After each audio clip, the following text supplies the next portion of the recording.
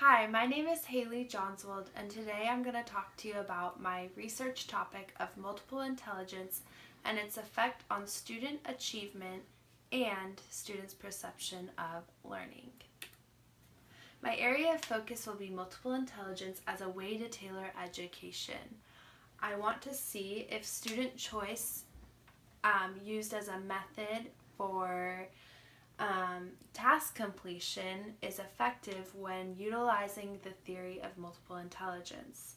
I also want to look at 7th grade students specifically because I have a study skills class that consists of 7th grade students. And I'd like to see the effects of implementing multiple intelligence theory on academic achievement and perceived attitudes towards school. The significance of the study is that it's going to be building upon a body of research that already exists in regards to multiple intelligence. I want to see how applying the theory of multiple intelligence in the classroom with the use of choice assignments affects students in their academic achievement and their attitudes and perceptions of school. This study will be useful for students because it will allow them to learn more about themselves and how to use their strengths in order to succeed, and it'll provide more knowledge for educators on how to tailor assignments effectively and how to use the theory of multiple intelligence to do so. My research questions will be: what is the effect of targeted homework assignments on student achievement in a study skills class? And what is the effect of targeted homework assignments on student perception of how well they are learning?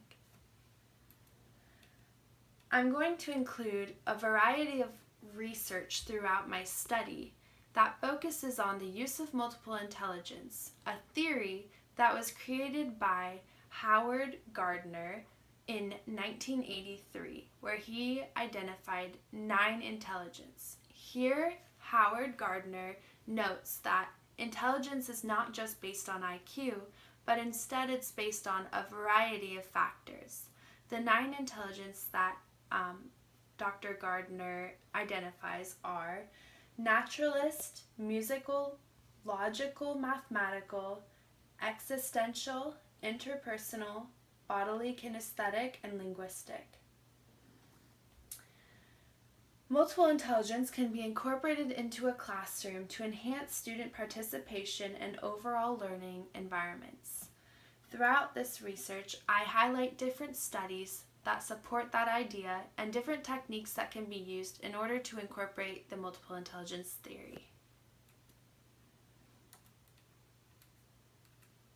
This study will be an experimental study with a convenience sample. It's going to be a convenience sample because it will be in my study skills class that I conduct this experiment.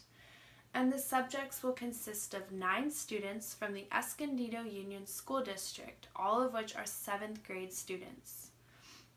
The sample size will include 5 males and 4 females. Within the males, there will be 2 white males, 2 Hispanics, and 1 African American male.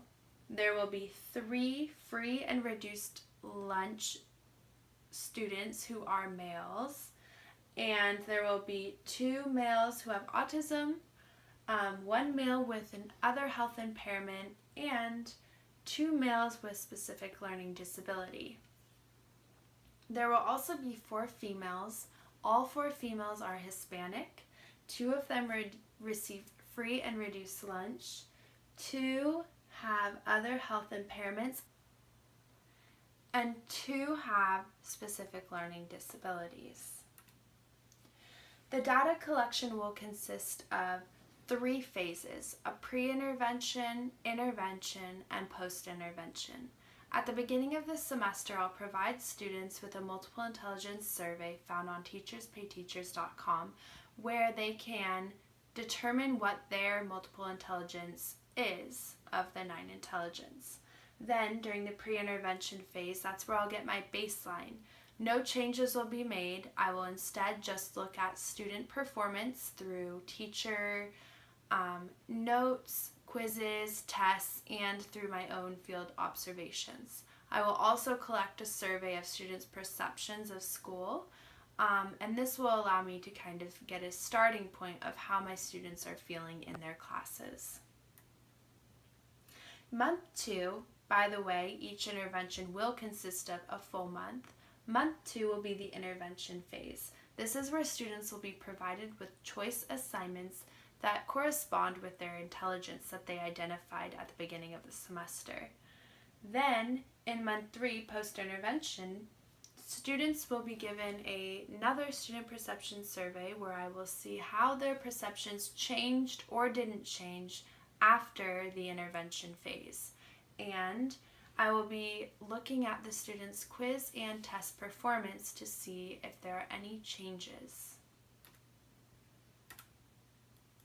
I'll be analyzing the data through t-tests where I'll be comparing male versus female results, results for one student based on or throughout each month, students compared to students. I will be looking at subjects and their grade level peers and how their grades are comparing to their peers' grades and more.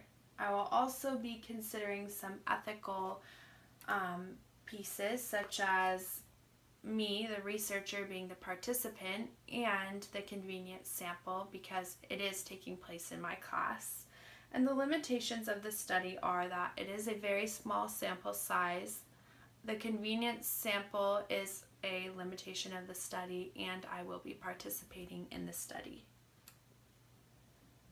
That is the majority of my research, and you can find more details in my research proposal. So if you ever need to see that, please contact me. Thank you.